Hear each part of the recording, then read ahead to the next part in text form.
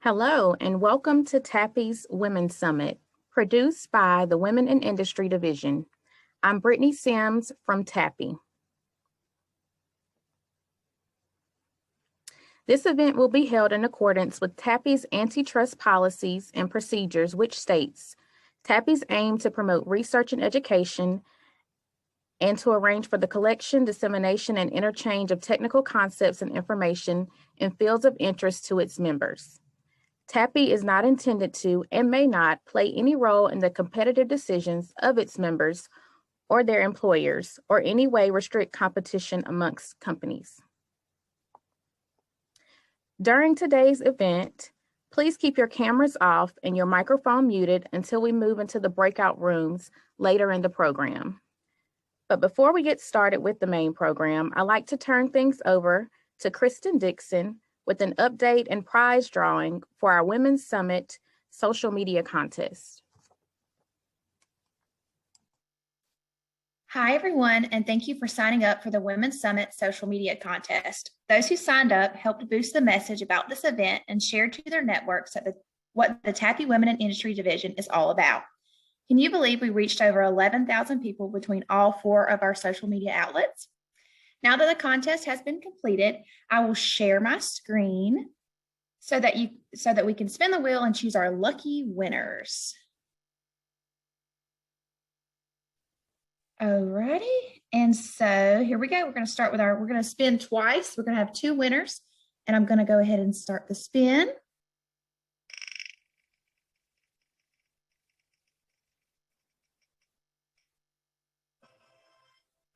Congratulations, Marina. We have our first winner. And we're going to go ahead and spin again to get our second winner for the Women's Summit social media contest. And again, Cynthia, congratulations. So each entrant received points for posting, liking, or sharing about the Women's Summit. For each point, they got an entry for our prize wheel. And so our winners will each receive a $50 digital gift card. And I will reach out to you both by email following the conclusion of this event. So congratulations again to our 2 winners, and thank you for participating in our social media contest.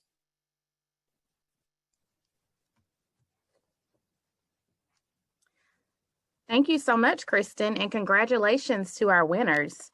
Today's event was made possible by the support of our generous sponsors. Let's hear from our platinum sponsor, Jacobs.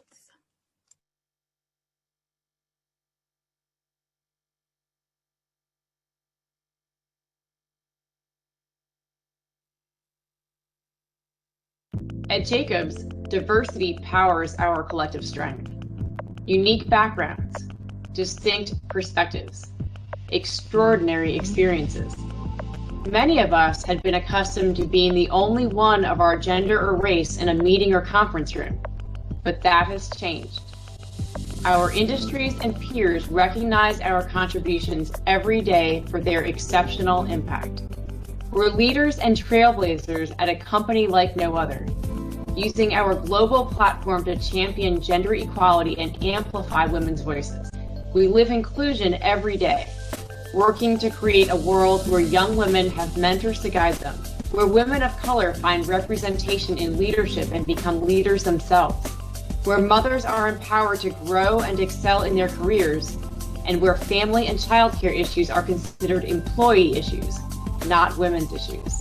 We believe our differences can broaden perspectives, our connections build confidence, and our collaboration inspires growth. Together, we'll accomplish more than we ever could alone. What we do is more than a job. At Jacobs, we work every day to make the world better for all.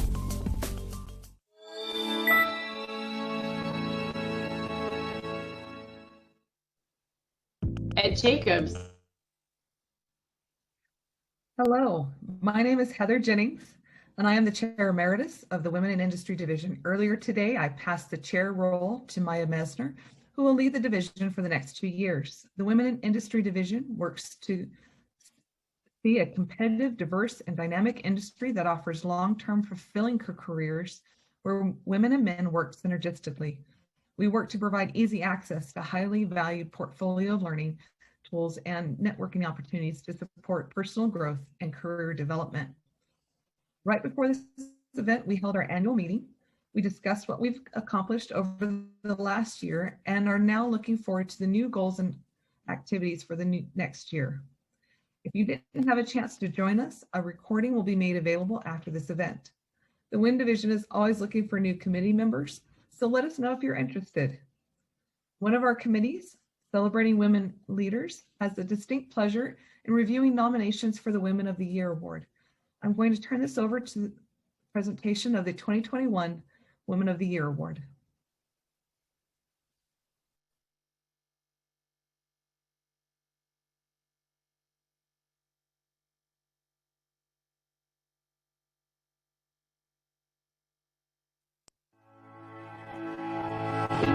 I'm excited to be here today on behalf of the Women in Industry Division of TAPI.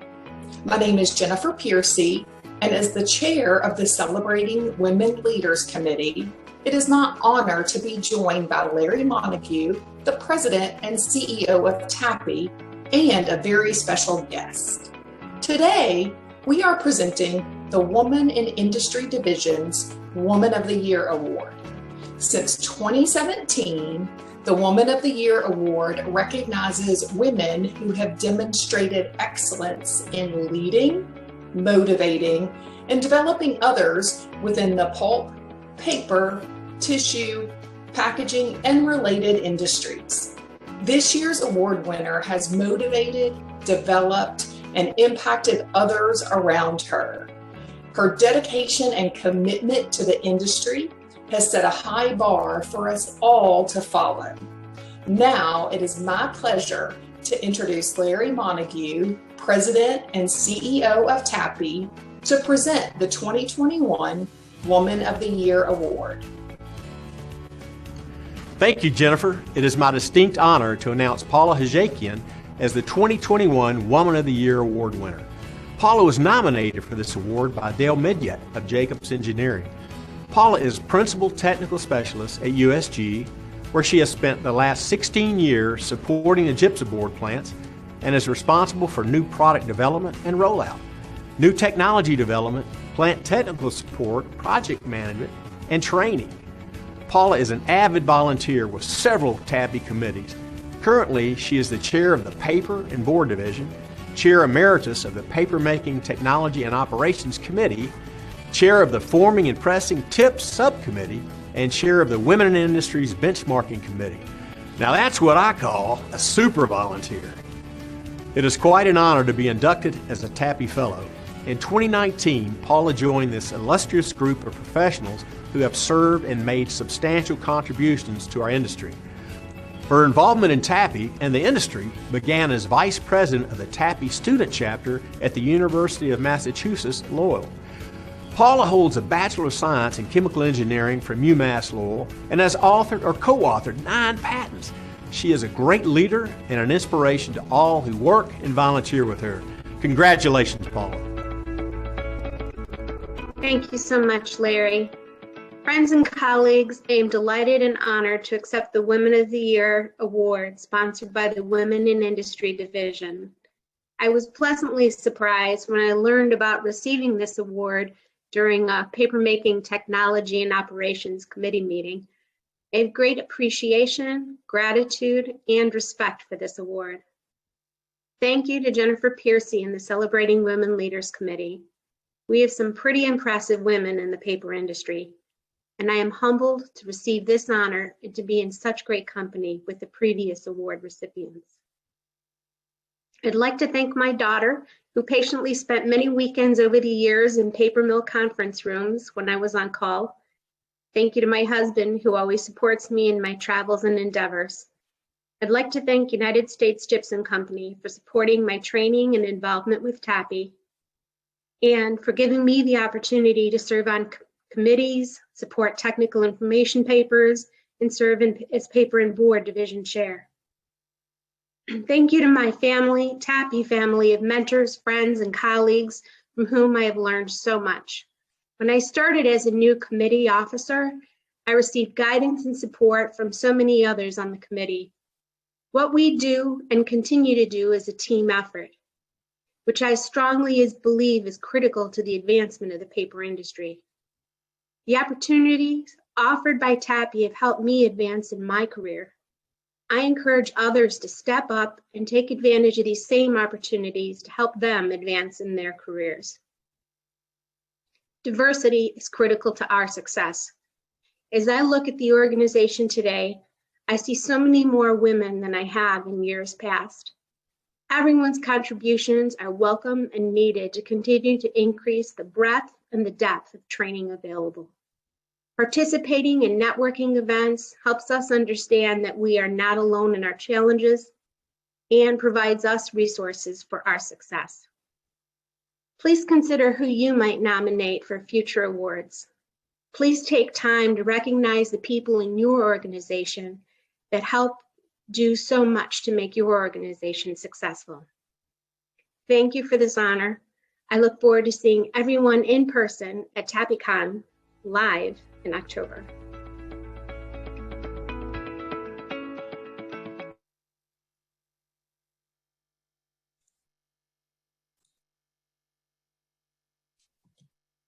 Once again, congratulations to Paula. We are proud of you and very happy with your involved. My name is Maja Meisner, greetings from Poland, and I'm a new chair for WIN. As Heather said, we have just summarized the year of our activity, and this time we are also going to share some of the fruits of our cooperation this year through the summit. But before we do so, I would like to tell you a bit more how are we planning to do next 2 years. First of all, our intention is to continue the successful journey of empowering our other females in the journey of the leadership, so we can see more leaders, female leaders in pulp and paper industry. We want to make this industry a better place, more diverse place with more representatives from our side, so we can create ideas and thoughts. Our way is to also bring up more volunteers and also to grow successors, so to continue the idea of women in industry, and also to communicate with our society much more effectively and, let's say, in a very intense mode. Today, we also discussed that there are over 500 members right now. We want to have more. We want to have more active people to join us in our efforts. So let's go to the summit. So let me tell you a bit more about the summit itself. So every year we come together for the Women's Summit to be inspired and share ideas. Last year and this year, we had to go virtually due to the pandemic time. There has been an upside to this necessity, and this is being able to have more of you join us for this event. This year, we have attendees from 23 different countries coming together for an engaging keynote and a fun innovation session. When we do go back to in-person summits, we'll maintain a virtual presence so everyone can continue to participate. During today's summit, we'll hear from our keynote speaker, Heather Wishart-Smith. Then we'll have an exciting breakout session. In this session, we'll have an opportunity to practice 2 innovation techniques. Afterward, we'll all come back together and share some ideas and key takeaways that were generated in our small groups. We hope that after today's event, you will keep in touch through our online community at TAPI Connect. Come back and share how you're using innovation for problem solving in your work or home. So let's get started. And let me introduce our keynote speaker. I'm very happy to introduce Heather Wishart-Smith, who will be with us today to guide us to the innovation journey. Heather Wishart-Smith is Senior Vice President, Technology and Innovation for Jacobs, an integrator of digital disruption and innovation. Ms. Wishart-Smith is a registered professional engineer and certified project management professional with proven experience managing large design programs and developing, managing, and turning around troubled offices in the architectural engineering professional services market. A former Navy Civil Engineer Corps officer, Ms. Wishart-Smith served at the Presidential Retreat Camp David under 2 presidential administrations, among other duty stations. Ms. Wishart-Smith holds Bachelor and Master of Science degrees in Civil Engineering from the University of Virginia. She is a fellow of the American Society of Civil Engineers and also a fellow of Society of American Military Engineers, and is president for the 2020-21 centennial year. Please just join us, Heather, and we are ready to go. Thank you so much, Maya. I really appreciate that very kind introduction. And as you can see, I really see the value in professional societies like TAPI. As Maya mentioned, I'm a fellow of two, and I'm very, very involved with the Society of American Military Engineers, where I just stepped down last month from being our national president. So what I'm hoping to do here is have this be interactive. I don't want to have a whole bunch of death by PowerPoint like is so often the case. So my colleague Haley Huff, who has appeared on screen as well, she's going to be helping to facilitate and moderate this session. We have a mural board that's up with a series of keywords.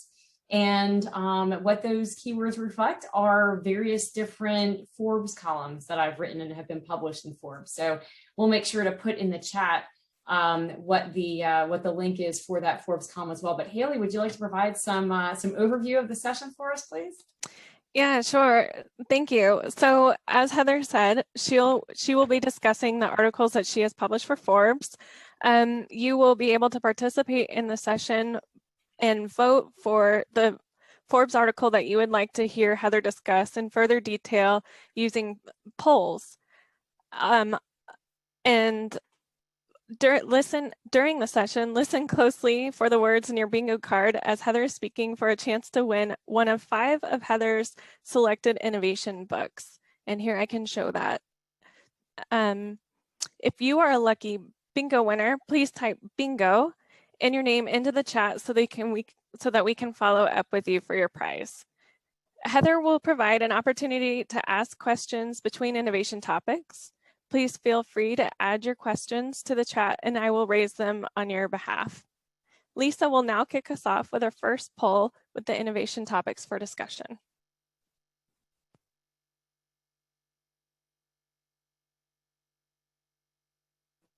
Okay, so as you can see, there are the keywords in there: horse sense, matchmakers, early warning, and hope.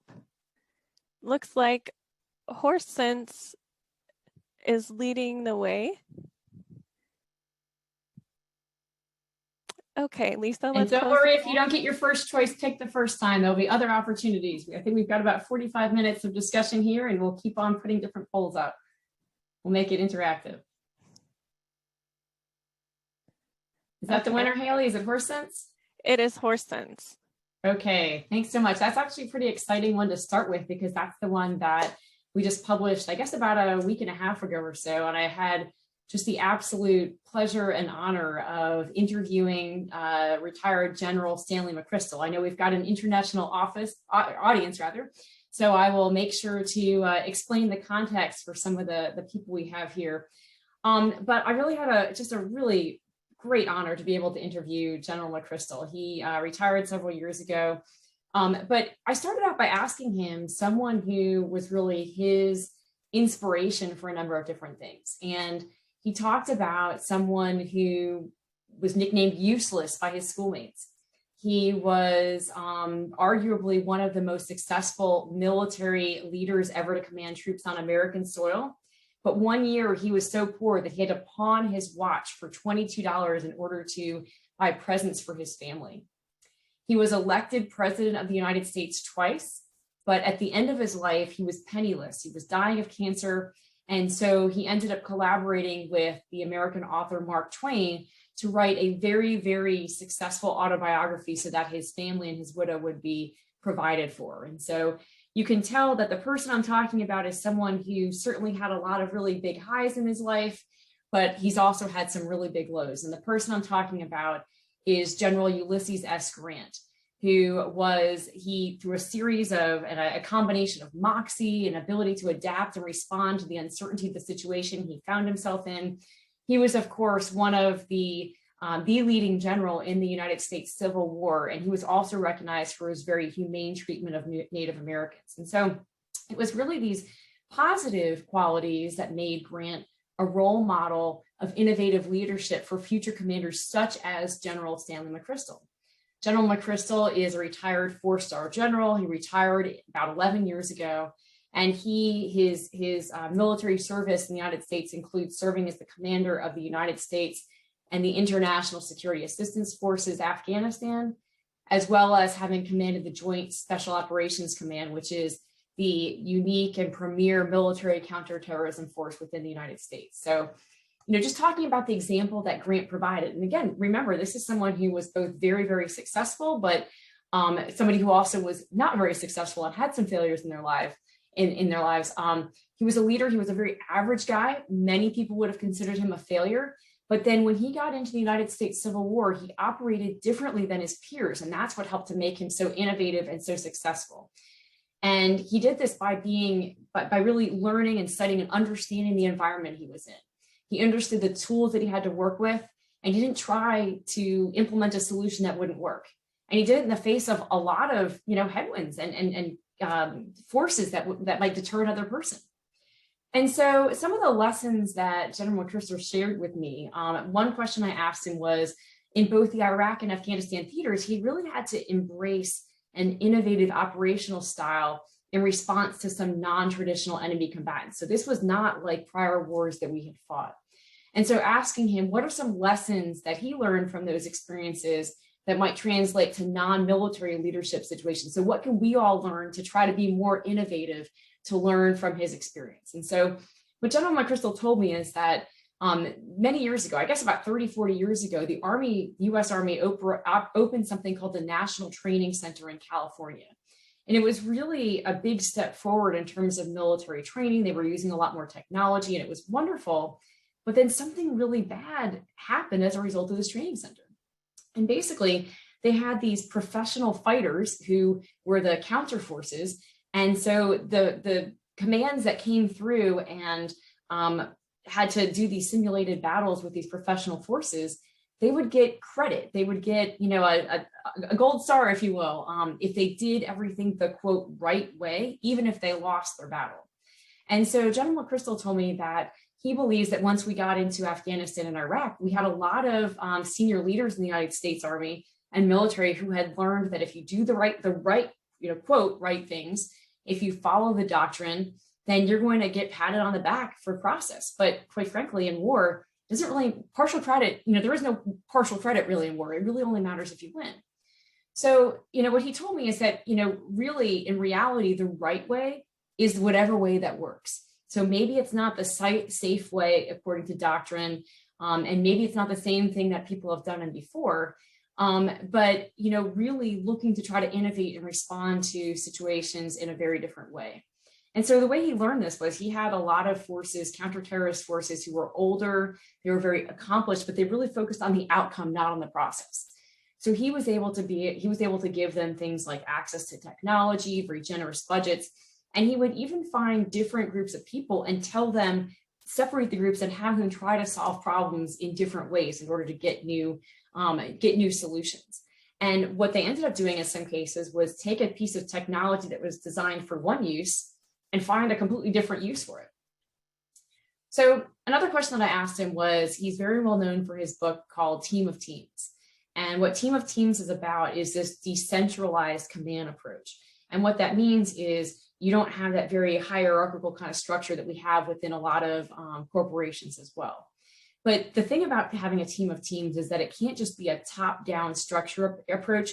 You really have to make sure that those frontline decision makers, those frontline leaders, that they are very empowered.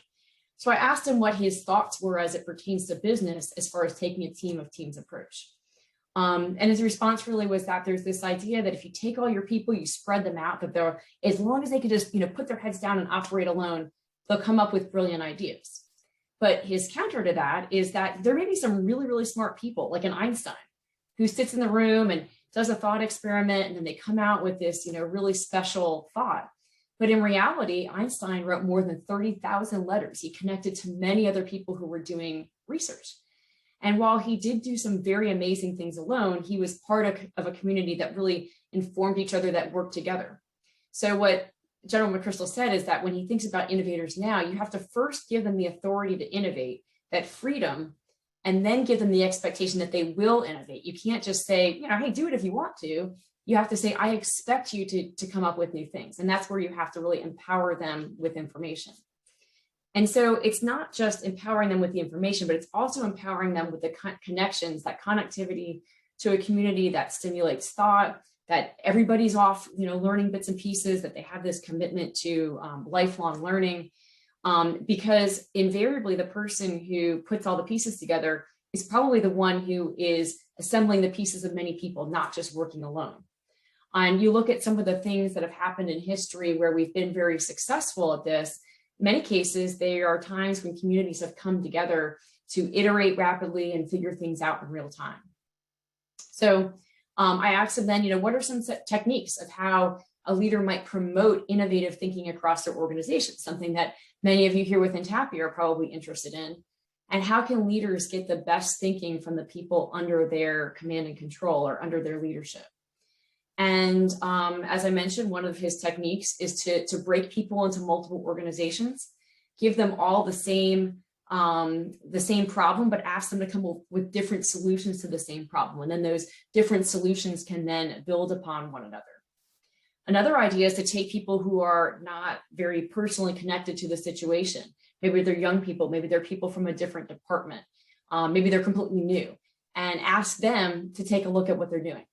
He gives the example that sometimes they would bring in outsiders like civilians into their special operations command, and they'd ask these questions like, well, you know, why are you doing that? And it really made those who were so ingrained in the day-to-day question what they were doing and, you know, ended up with different results.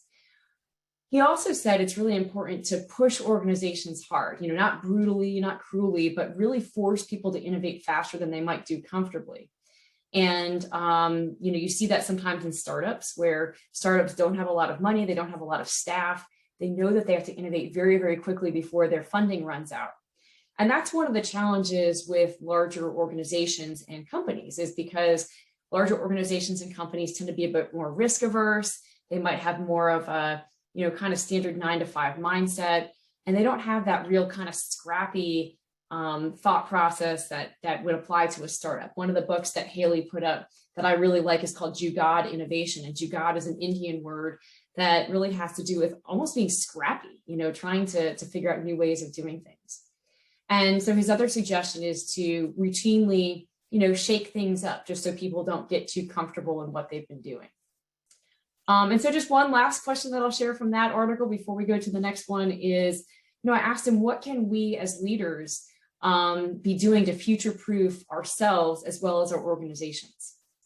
And what General McChrystal said was that we're all aiming at moving targets. And so the challenge is that we're all creating solutions and ideas for the world that we see now, but the world is evolving. Someone once said that the pace of change is never going to be as slow as it is right now.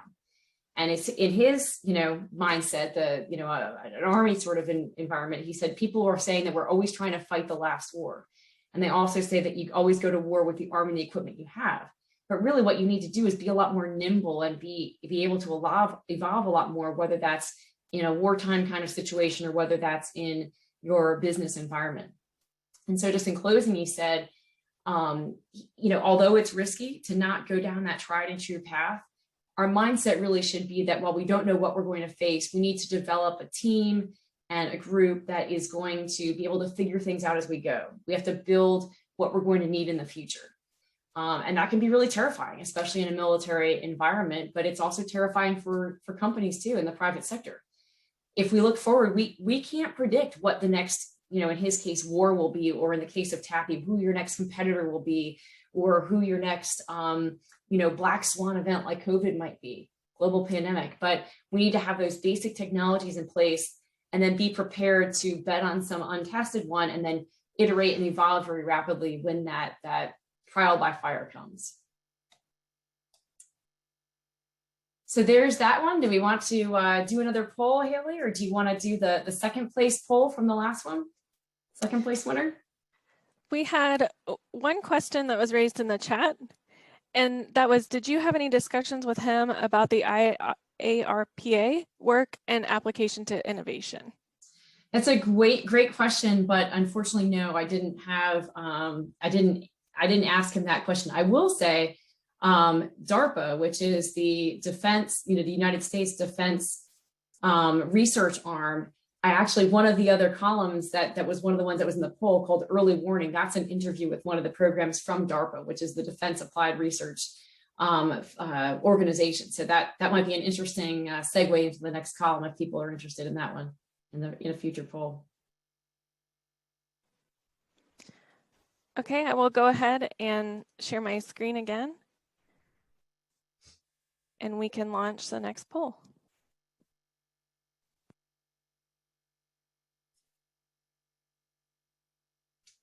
So it looks like we have 3 topics. IoT stands for Internet of Things, superpowers, or bus.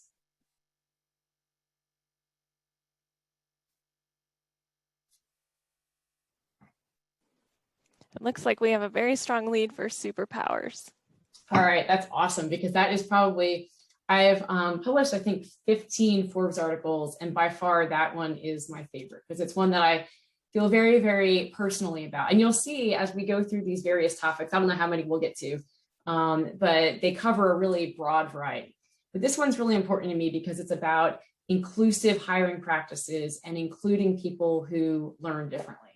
And I think here with the women's group that we have here with TAPI, this is probably something that would resonate with many of you as well. So just to kind of, we got a bingo from a person with a name that I really like, Heather Starkey. So Heather, Haley will reach out to you in terms of getting that book, but I think we'll have a couple of winners. So if you didn't win, if you weren't one of the bingo winners, don't despair. We've got other opportunities.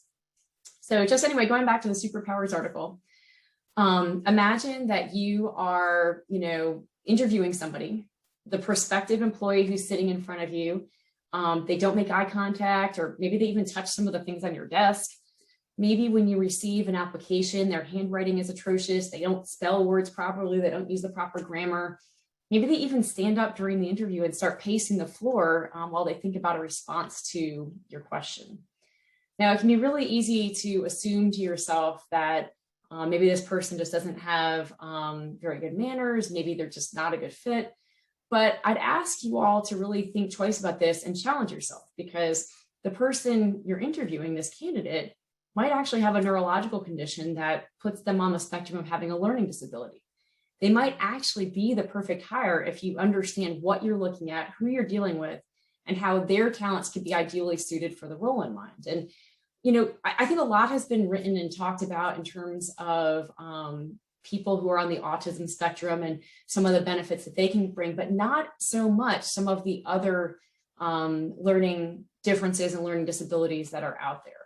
And there are a number of different very successful people who've had different learning differences and disabilities. Charles Schwab, the billionaire investor, the billionaire entrepreneur, Sir Richard Branson, Agatha Christie, who's a best-selling author, a number of Nobel Prize winners, Einstein, Spielberg, Jobs, Edison, Mozart, a number of them. And I think a lot of people, like I said, a lot of people view, say, people on the autism spectrum as being very well suited for STEM-related industries, science, technology, engineering, and math.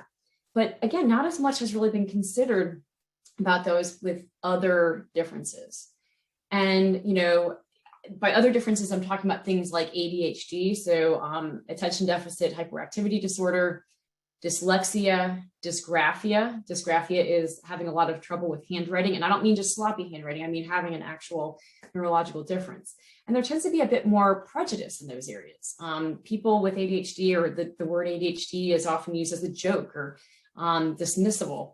People with ADHD are oftentimes considered to be too distractible. They're not able to, they're accused of not being able to focus, having impulse control.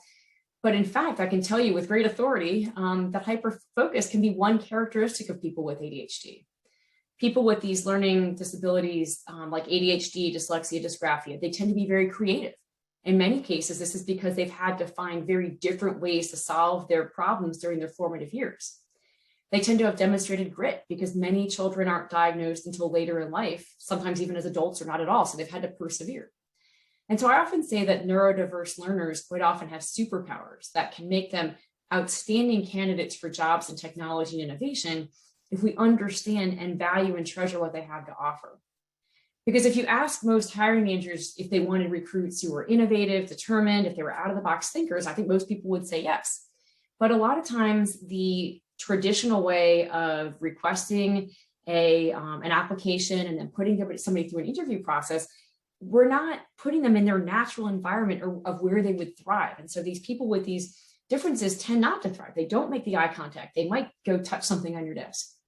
And so we need to recognize that we might actually be robbing ourselves of some really truly outstanding and game-changing hires, because the same traits that have propelled these individuals as persistent, as creative, as having grit, they're also the same traits that might surface as social quirks during the interview process. Now, I mean, I understand that not everybody with a learning disability is going to be the next Nobel Prize winner, and not everybody who appears different, everybody who appears impulsive or distracted has a learning disability. So I'm not saying, just assume that that's the case, but I do think that if we can all, as hiring managers, really challenge ourselves and challenge our own biases, then, and really consider whether these differences could be caused by a learning disability rather than poor manners or poor education, you might discover that you have a superstar with some superpowers on your hands. And so I interviewed two heads of schools that are geared towards students with these learning differences. One is Mike Saxenian, who is the head of school for the McLean School in Maryland.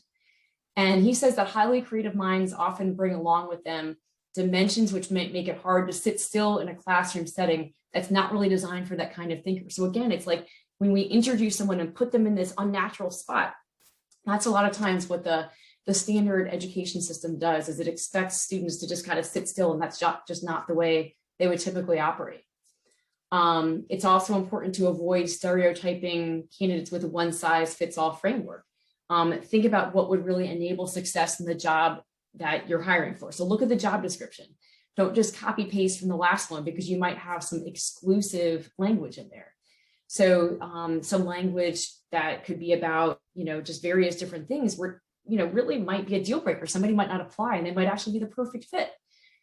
And so, our job as hiring managers, head of school Mike Saxenian says, it's not to hire people who just look and act like us. It's to match the skills with the needs of the job. So someone with ADHD, for example, really has the ability to hyper focus in many cases. So a job in coding or cybersecurity might be a great fit for them.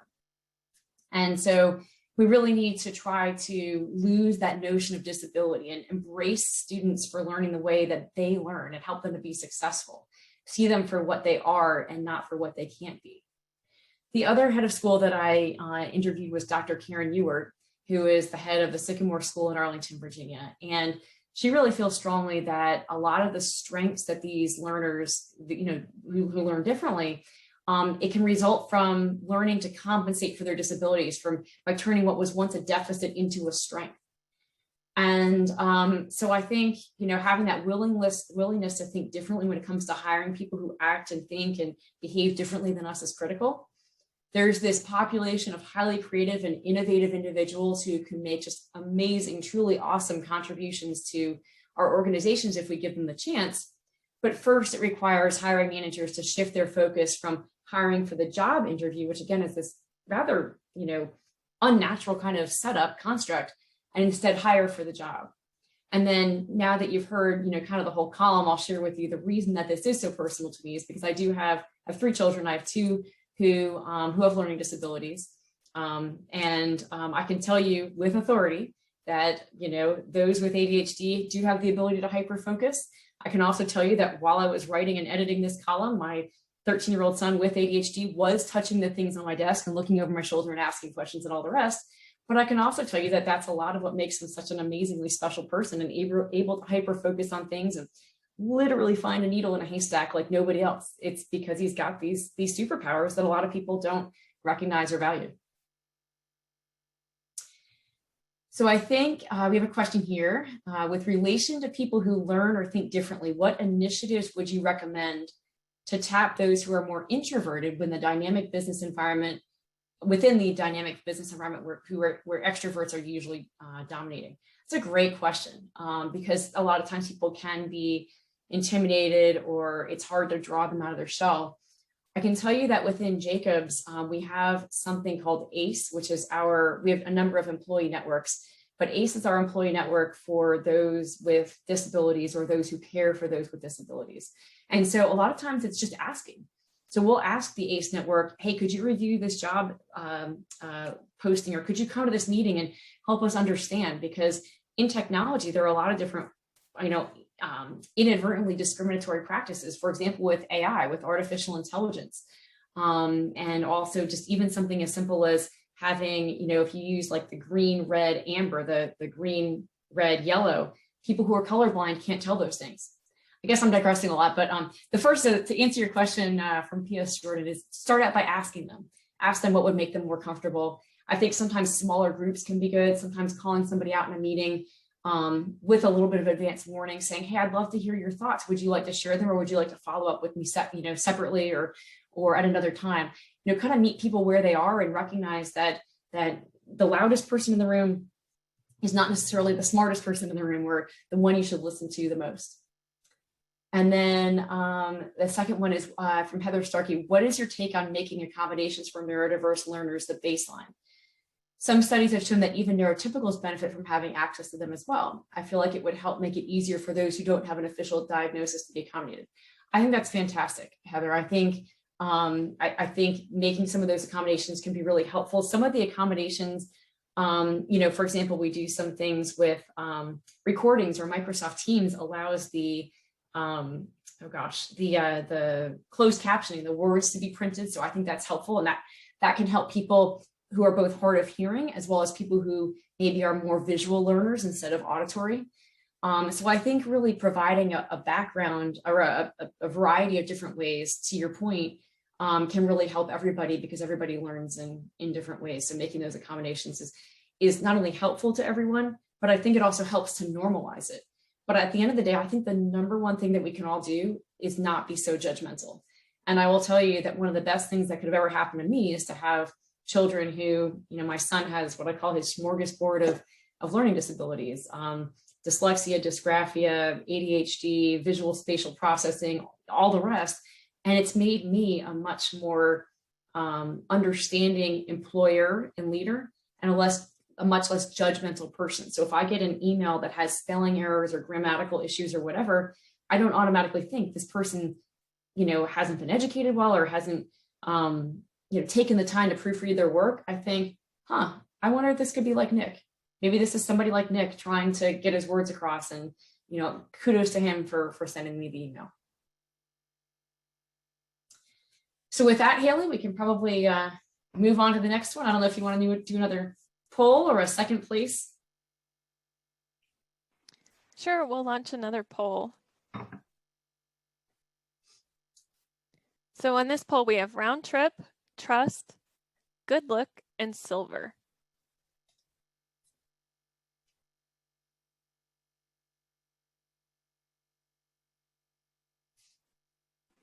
This one's a lot closer than the other polls.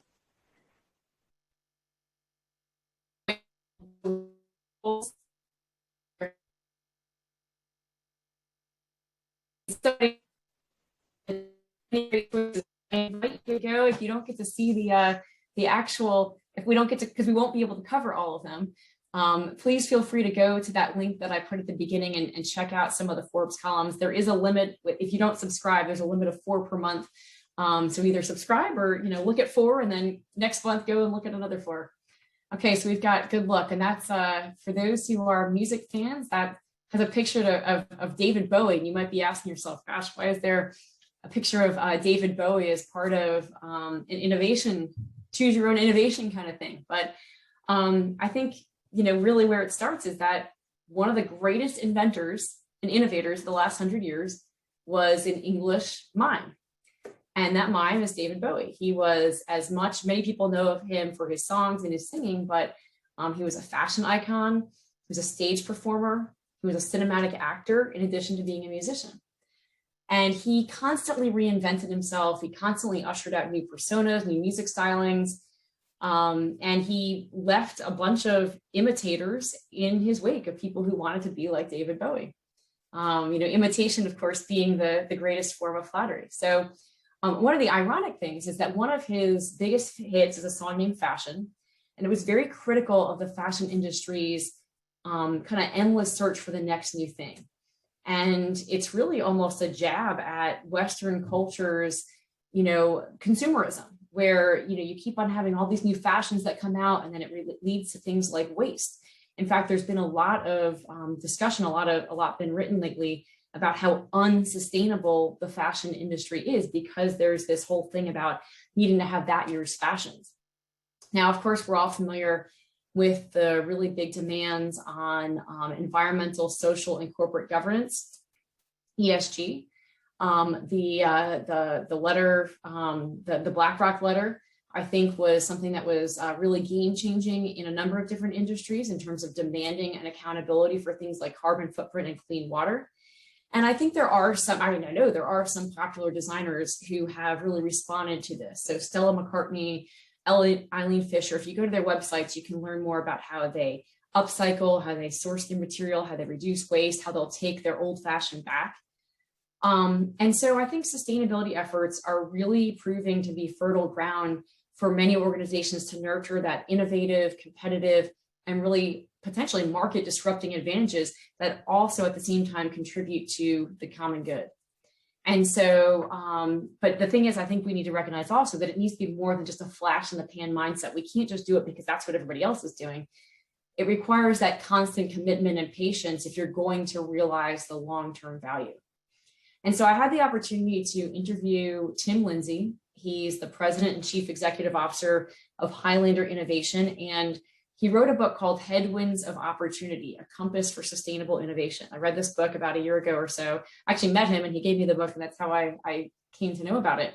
What I love about this book is that it really talks about how what's the headwinds that so many people think of as being, oh, we can't have high quality, we can't be sustainable because of all these headwinds.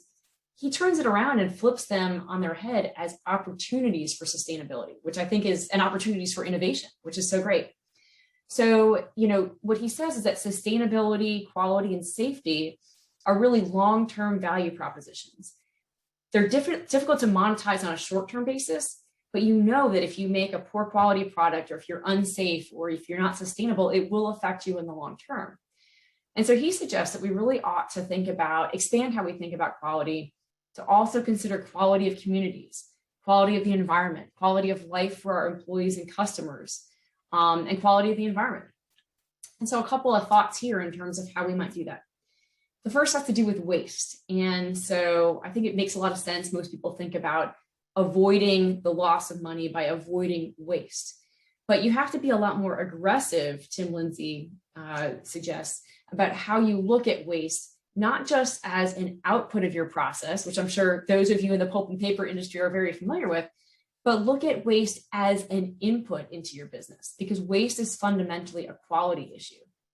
And waste is really an important part of sustainability. But again, companies often think of quality too narrowly. And he references industrial quality systems that look at the 7 deadly wastes: overproduction, weighting, transport, overprocessing, excess inventory, excess motion, and defects. But what's not typically included is wasted material, wasted energy, wasted water. And so when you include those 3 factors and more in terms of the quality discussion, you can really improve your quality system and also use your quality system as a way to effectively improve your sustainability performance and really get, kind of multiple wins with the same effort. And so one of the other things to consider is the full cost of a process. And, part of the innovation process is not just, coming up with new ideas. It means asking lots and lots and lots of questions, not just about how you do things, but all the facets of how things are done. And he references one of his automotive clients where when they were looking at their wastewater treatment, they looked primarily at the cost of water and how much it cost for the water, how much they paid for the city to provide them the water. When they looked at it much more broadly, such as deionizing the water, chemical treatments for the water, disposing of the water and treating it, it really became clear that the costs were 10 times what they thought they were when they were making their decisions about water usage. So clearly it's not just the cost of the water coming into the process, it's how much it costs throughout. And also think about giving your clients, your customers, what they truly need.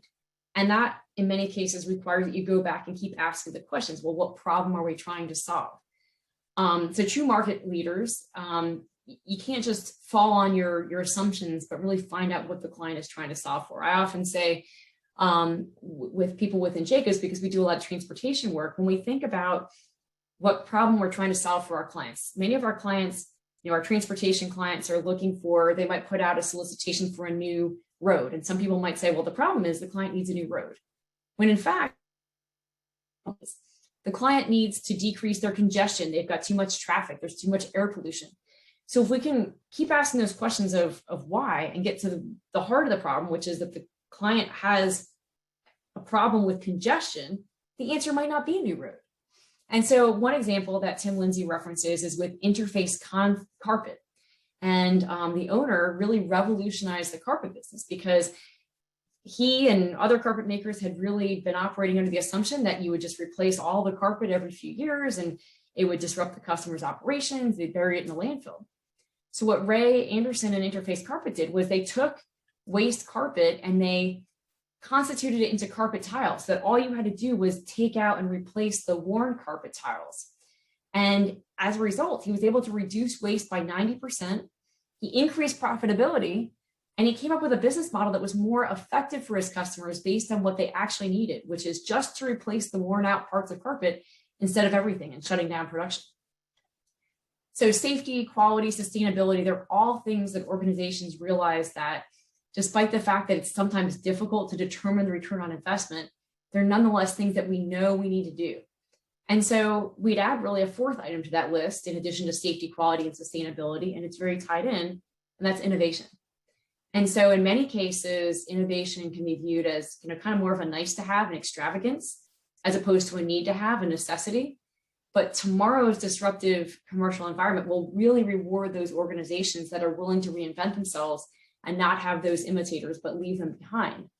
And so just as with David Bowie, we can't simply do things because they're fashionable. We can't just be, innovative or have high quality or sustainability or safety because that's what, everybody else is doing.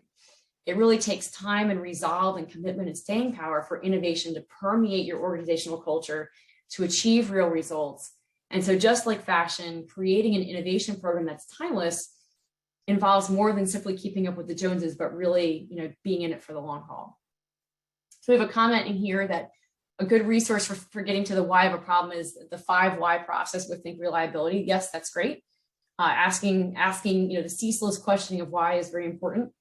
So another question from P.S. Jordan is, have I seen studies on underutilization of intellectual capital versus measuring only employees' time and or deliverables?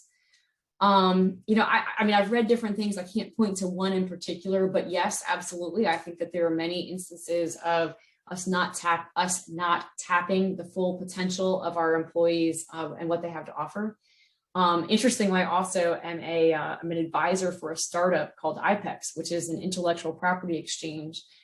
Pretty new in the startup realm, in Series A right now, but they are really looking to create a marketplace where intellectual property can be monetized and commoditized. So same sort of thing, not necessarily on the employee level, but rather on the entire organization level. So whether it's higher education or a company or whatever, being able to monetize and commoditize that intellectual property. Another comment from Cynthia in terms of looking into processes like industrial symbiosis to transform our waste into value. That's fantastic. Raw materials for another industry.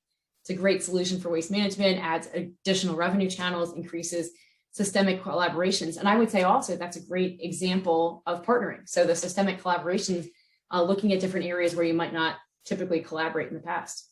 We're looking at that within Jacobs with hydrogen that's produced with wastewater treatment and buses. All right, I think we probably have time for one more, but we'll have to make it a quick one. Haley, we have until, I think, 3 after the hour, is that right? We have 6 more minutes. Okay, let's do a really quick one. How about early warning? All right, yes, that's another one of my favorites. And so somebody asked a question, and so I mentioned DARPA. And so I'll just kind of lay the groundwork here. And for those who are familiar with the tragedy at Pearl Harbor so many years ago in 1941, where there was an attack on the military in Hawaii, the U.S. military in Hawaii, really it could have been prevented because 2 technicians at a radar station had messaged that there was some unusual activity on the radar, but it wasn't seriously considered. It was brushed off, and if that had If their early warnings had been heeded, then it might not have ended up with the same tragic consequences and all the rest. And so that is actually something, that story is something that has inspired Dr. Eric Van Giesen. He's a program manager with the Biological Technologies Office at DARPA. DARPA is the Defense Advanced Research Projects Agency. And he was inspired by that story of Pearl Harbor to create technology that allows for the analysis of an individual's epigenetic fingerprint. So the best way to explain this fingerprint is almost like when you cut down a tree and you see the circles in a tree and you can tell that a tree experienced a drought year or a disease or whatever. An individual's epigenome can do the same exact thing.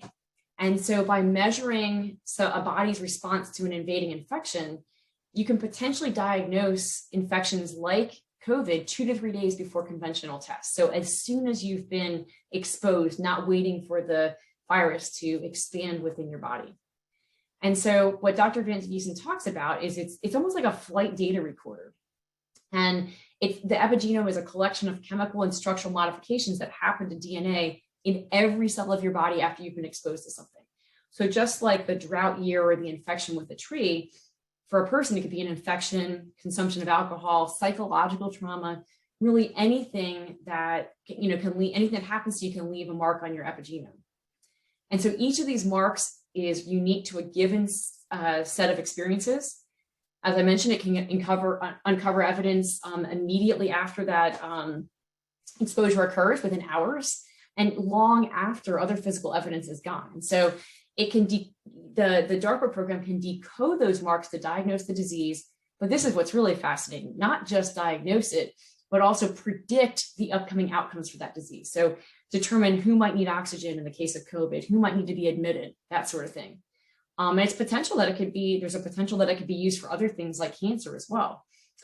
The technology is roughly the size of a shoebox. It can run up to 192 samples in the field in 1 to 2 hours. And so really what it can do is, just like those radar operators at Pearl Harbor, it can help to avoid disastrous consequences by building a better early warning system that's more accurate and more believable. The other thing that Dr. Van Giesen was inspired by was the Ebola outbreak in 2014 in West Africa. And he was working on that for a different organization at the time. And the problem was they were having patients show up at these Ebola treatment units with people who had symptoms like Ebola, but it took very long time, 14 hours, I think it was, to get the test results back. So you had people who actually had less severe infections like malaria, influenza, but they were now being put in the mix with all these Ebola patients. And so by looking to diagnose much more rapidly, you can literally save people's lives by having a better early warning system. It's like predictive maintenance for your body. And so just some other things that I talked to Dr. Van Giesen about is, well, what is it like at DARPA to innovate like this? What is the development process like? At DARPA, they follow a very disciplined approach called the Heilmeyer Catechism. It's a set of deceptively simple questions, but very, very disciplined. And because their whole point is that you have to walk the fine line between feasibility and innovation. If you're too innovative, it's going to be impossible to achieve your technology goal. On the other hand, if you're too feasible, you're not innovating. And so the way they work at DARPA is they have program managers and teams of experts to ensure that they've left no stone unturned. It's a very long ramp up process. But first they contact every possible expert in that given field to think about, to ask them what they're thinking about next steps. They work with operational end users that help to shape their ideas into something that can one day be useful. But, at the start, it's very pie in the sky. So there's more to talk about with this pretty exciting interview with Dr. Van Giesen. But I'll pause here and see if there are any questions or any, kind of closing thoughts before we move into the breakout sessions.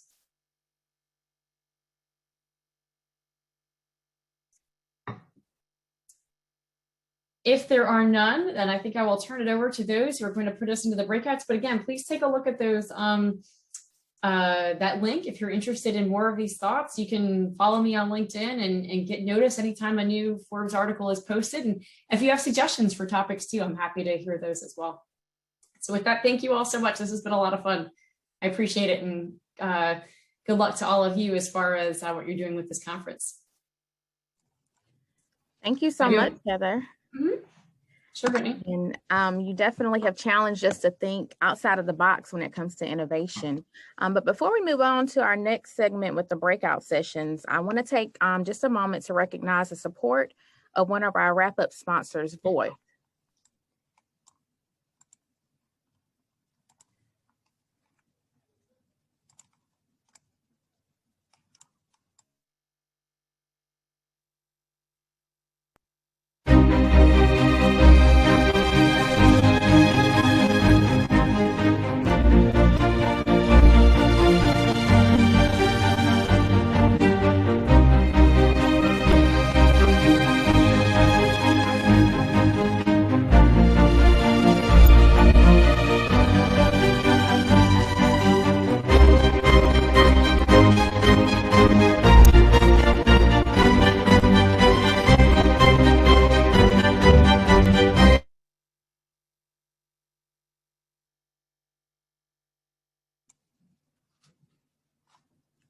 And thank you again to our sponsors for our event.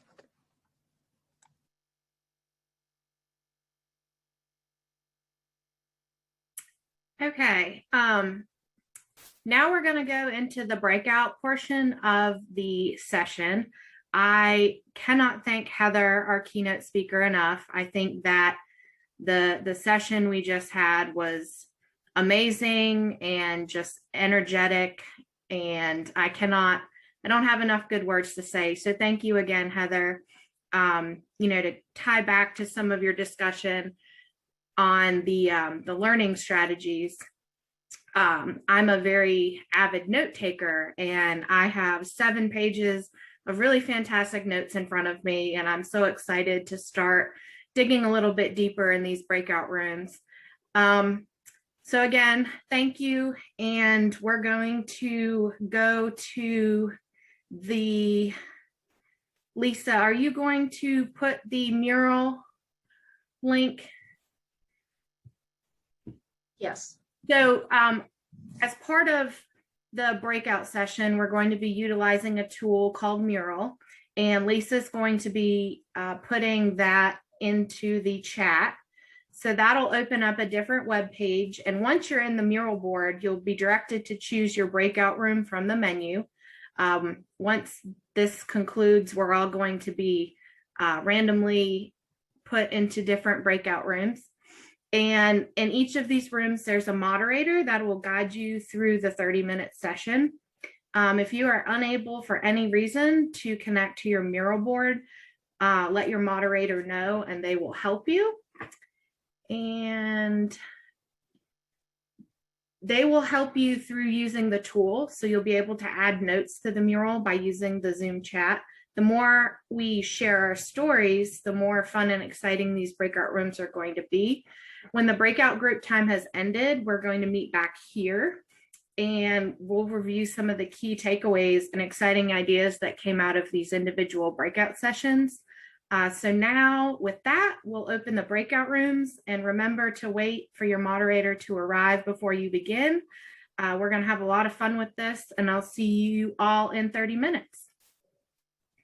We'll start welcoming people back to the main room. Lisa, let me know when we think everybody is back.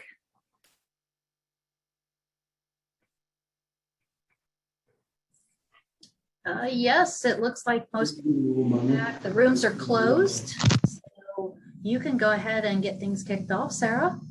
Okay, so I hope everybody really enjoyed the exercise in the breakout rooms. I think it was a really fun extension of what Heather was able to share with us during her keynote.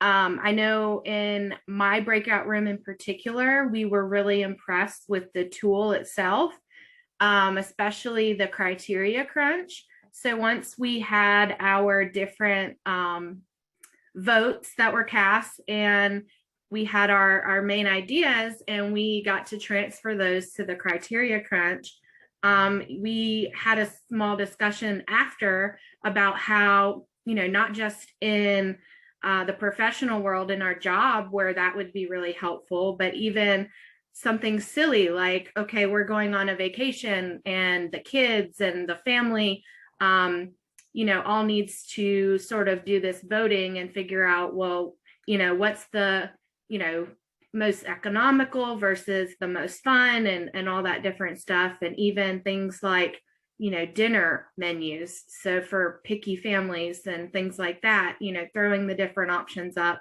And then, do we have, the ingredients at the house? Those categories are all very interchangeable, definitely tailored to what you're trying to do. So I think we had really a good time with the tool. And I know other groups probably had really good discussions. So I wanted to open it up and see if there are any volunteers from the moderators to have a quick discussion on some of the things that they talked about. Don't make me call on somebody. I think we had a volunteer, which was Jen Johnson. Well, I'll be happy to share. I'm not sure if I volunteered, but still happy to share. Okay. So one that really stood out right away for our group was the prioritizing your physical and mental well-being. That was really well supported across all the various categories, and everyone in turn recognized that if you're taking care of yourself, it's like putting your own oxygen mask on first, that then you're able to contribute to all of your needs, whether it's in the work life or in your home life.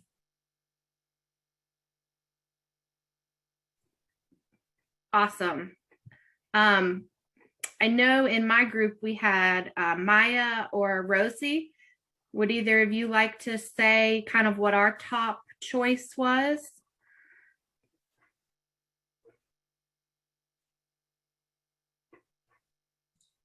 Okay, let's do so.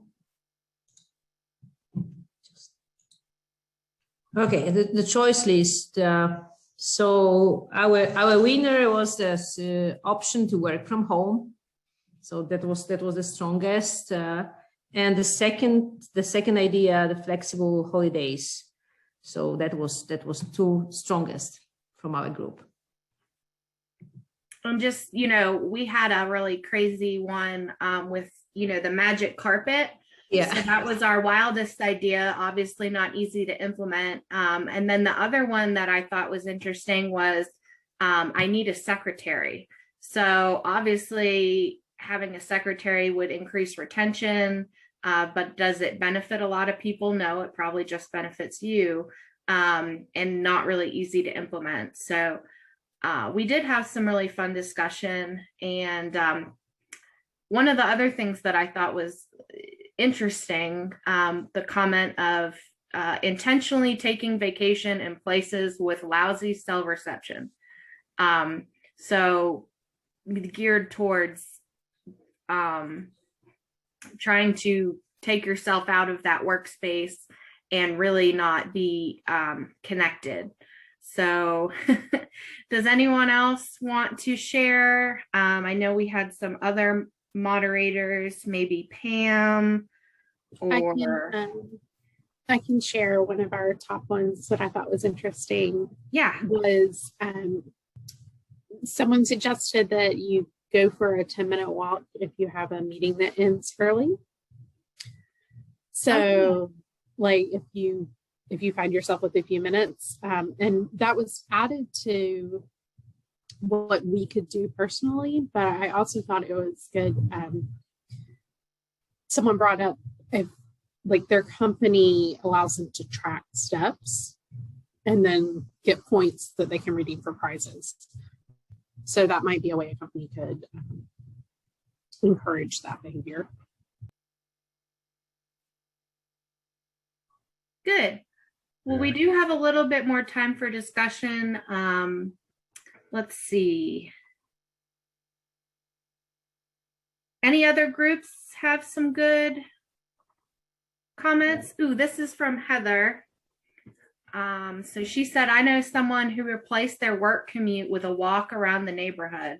I thought that was a great idea rather than adding more meetings or work time. What a fantastic way to take what was a negative, having to be in a car in a traffic jam, and taking that time to go for a walk. I think that's fabulous. Sarah, I don't know if you can hear me. This is Bob. Yeah, hi, Bob. Hi, how are you? Good. Very good. So what came out strong in our group, I was working with Cecilia, we were sort of co-moderating, is what we learned from the pandemic. You know, we learned that you can work from home.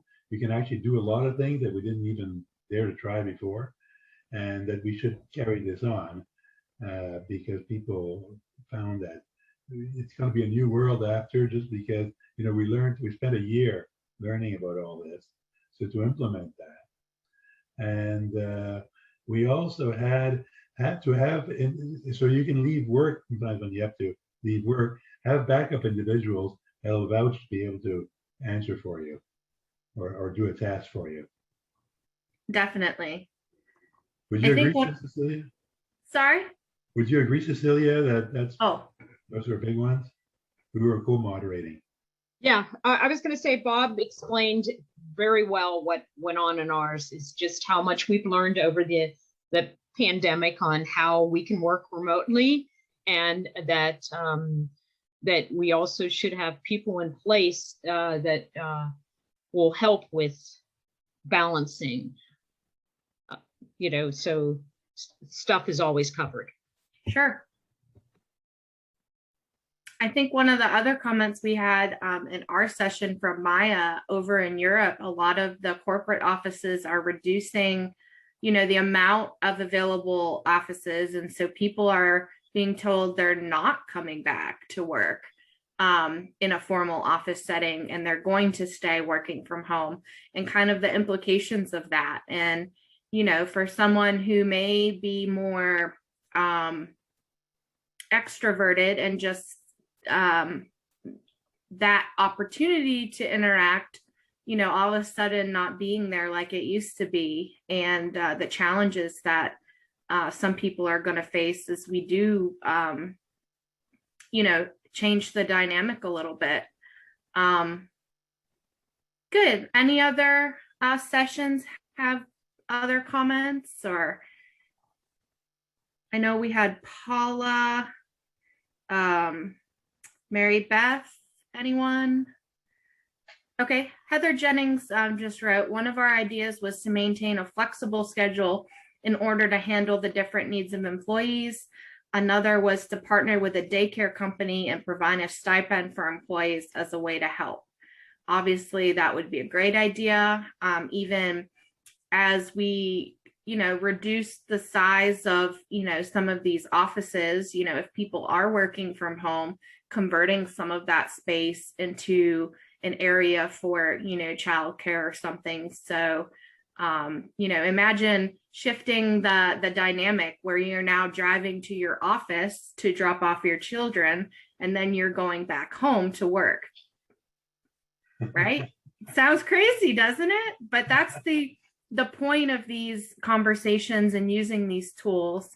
And then Cheryl, you know, she had another one, was having the idea of someone covering for you.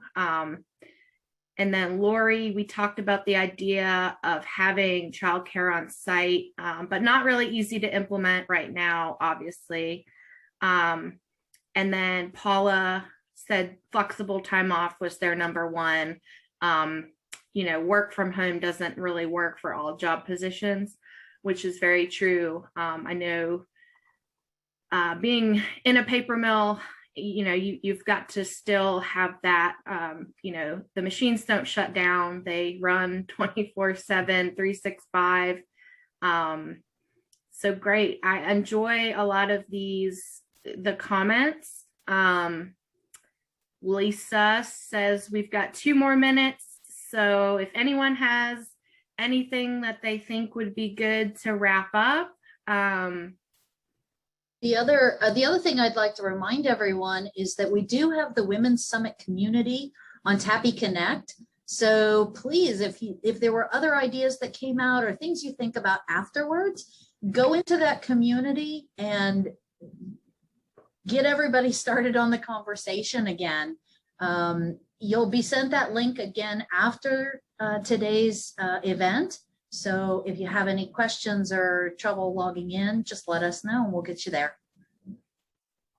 Oh, and you have another suggestion, Sarah. Oh yeah, having a gym on site. Also, weekly yoga Pilates classes were beneficial. I think that would be really wonderful, you know, closing the day out maybe with a meeting to center everybody and change the pace of the day. You know, while we have probably just a little bit left, I would like to again say thank you so much for Heather, our keynote speaker. In the initial planning for this event, I got to talk to her first on the phone in a very shorter conversation, and I was just really excited to have her on.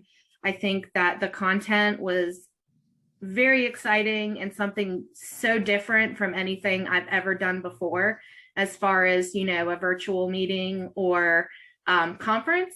So I so appreciate her different approach to things and for giving us this lovely opportunity to talk about some of these things.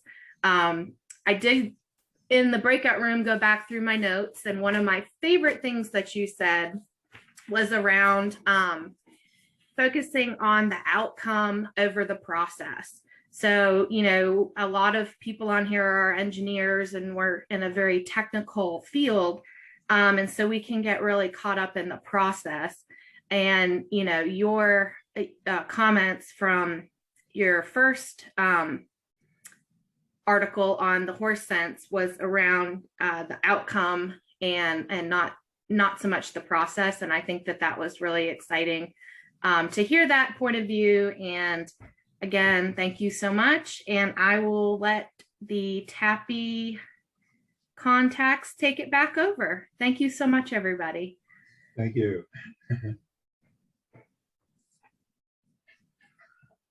All right, thank you so much, Heather, for taking the time to do our group discussion. There were definitely a lot of great takeaways for everyone. So before we move on to our closing, I'd like to especially recognize the support of our final wrap-up sponsor, Valmet.